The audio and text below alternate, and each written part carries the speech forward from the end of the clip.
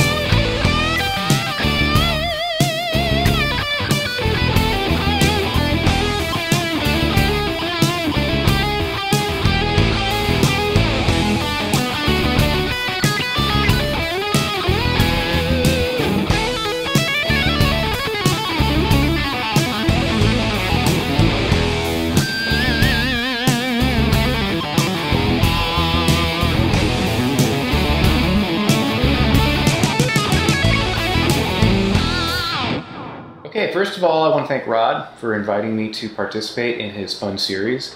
I'm super stoked. This was a lot of fun to do, and he asked me to explain a little bit about my approach for the Back in Black solo that I did.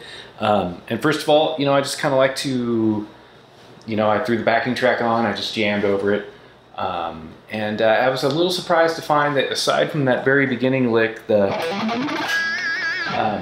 E minor really didn't work that well over the song. I found it kind of lacking, and I guess that's because I think the A, it's got that C sharp in it, so it was a major instead of a minor, and I think probably same thing with the E. I think they played a major too. So A Aeolian was the mode I played this in, and from there I just kind of went through and did some of my favorite lead techniques, one of which is I like to hit a note, pull off a half step, and then right back up.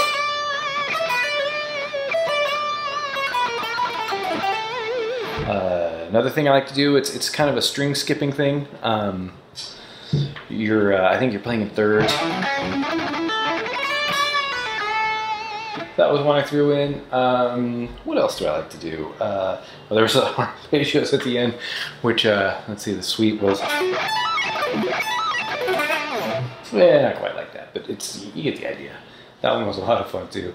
Lastly, the thing I've been working on the most lately, that I felt fit really well, especially when I listened to the original. I know he did Angus was doing some kind of pull-off thing at the end of his lead. It's a string skipping pull-off with my right fingers.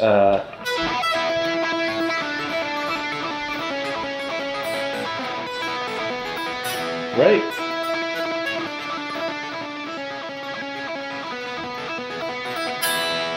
So I thought that was kind of cool.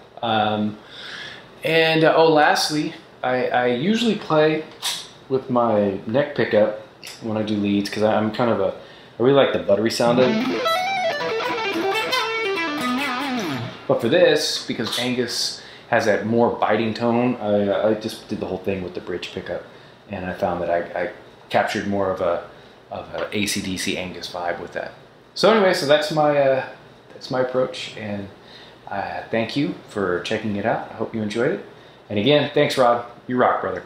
And talk to y'all soon. Bye. Hey everyone, Rod DeGeorge here with Different Strokes. Hopefully you enjoyed our take on AC/DC's Back in Black. I'd like to thank Billy for doing such a great job, rocking solo on that one. And I'll tell you a little bit how I approached this. I pretty much looked at this as E dominant or E mixolydian as far as the scale. We have basic chords, E, D, and A. So E being 5, 4, the D, and A being 1. So we're in the parent key of A major, A Ionian. The notes of A Ionian starting on E will give you E mixolydian, and that's pretty much how I approach this. Now, some points of interest of the solo. The one section, I did an E9 arpeggio, but instead of going straight up and down, I did something like...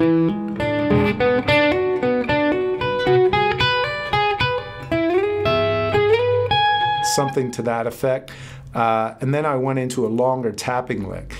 Now with the tapping lick, basically again, just E mixolydian starting on the G sharp. I'll show you my left hand fingering, or close to it, the shape.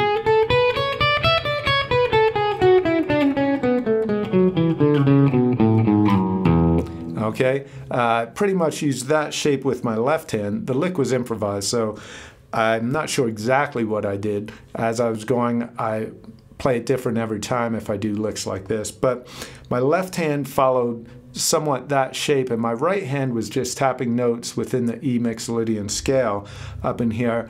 And the way I drop in the notes of the right hand, I do that to create a certain rhythmic feel, almost the same way that a drummer may do a drum roll on the snare drum and do different accents, sometimes with his left or right hand.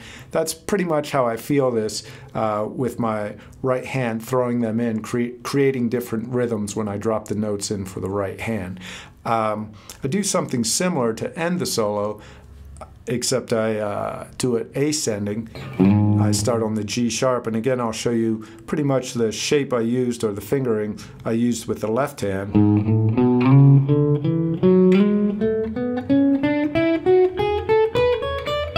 All E mixolydian, and again the right hand tapping notes within the E mixolydian scale, depending on what rhythm I wanted to create with that.